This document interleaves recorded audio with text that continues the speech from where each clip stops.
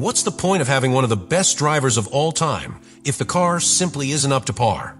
What is happening inside Ferrari that has the team on the brink of technical collapse? It all started with an image that seemed taken from a redemption movie. Lewis Hamilton, the 7-time world champion, crossing the gates of Maranello. The most talked about signing of the last decade was not just a media bomb. It represented the hope of millions of tifosi. A direct declaration of war on Red Bull, McLaren, and Mercedes. For many, that moment was the sign that Ferrari was finally ready to return to the top. For months, headlines were filled with speculation and expectations. It was not only about Hamilton's talent, but what he could contribute off the track. Experience, technical demand, operational discipline. In theory, the arrival of a driver of his caliber was going to raise the standard of the entire team. And at Ferrari, after years of frustrations and wrong decisions, that was an opportunity they couldn't miss.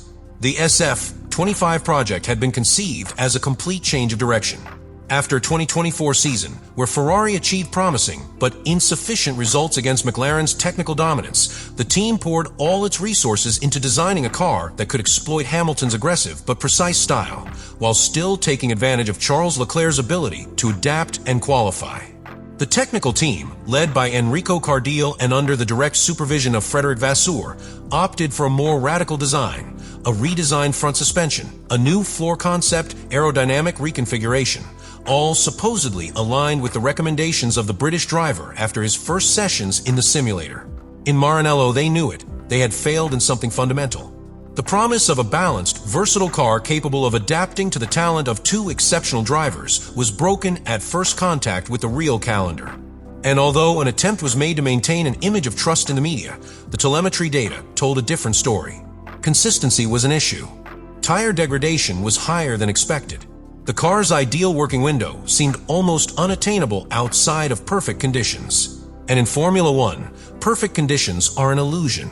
Furthermore, the SF25 shows a clear tendency towards understeer in slow corners and an unstable rear end at medium-high speed.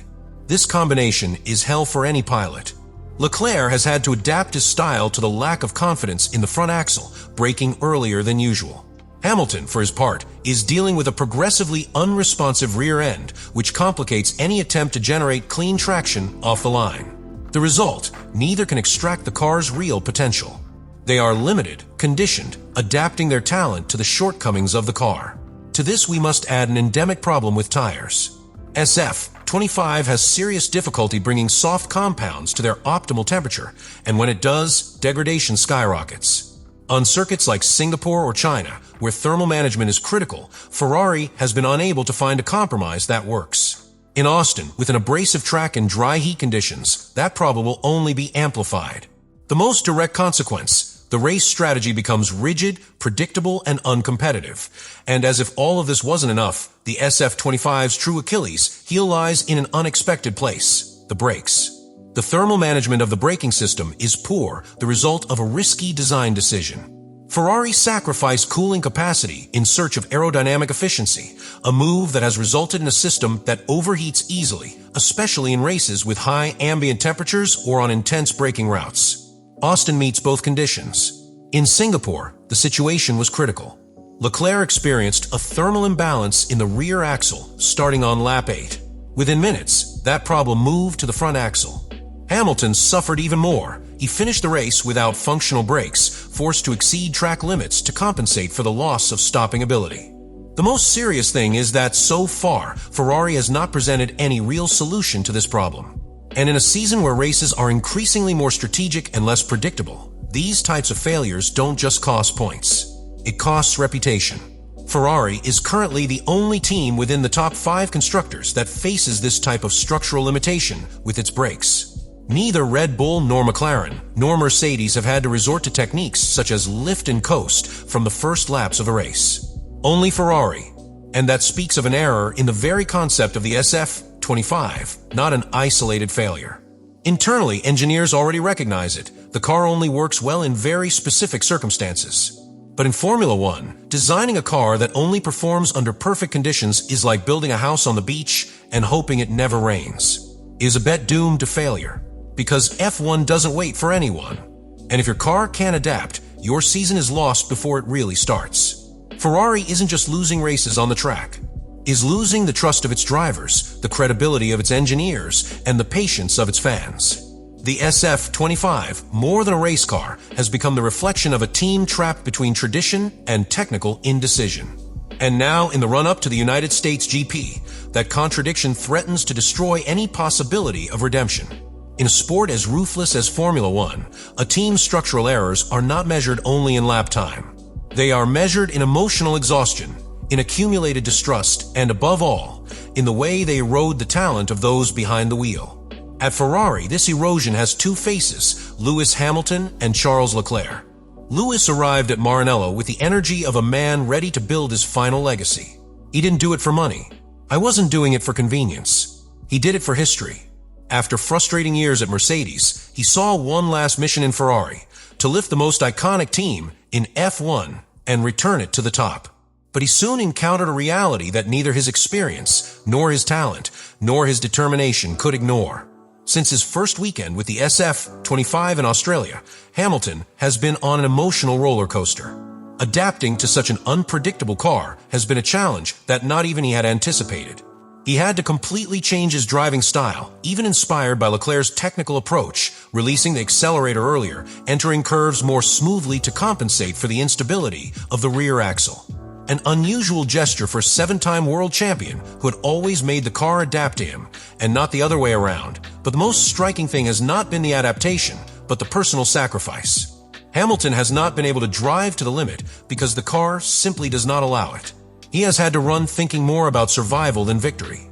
In Singapore, he lost control of the car due to total brake failure in the final laps, something unacceptable for a driver of his caliber.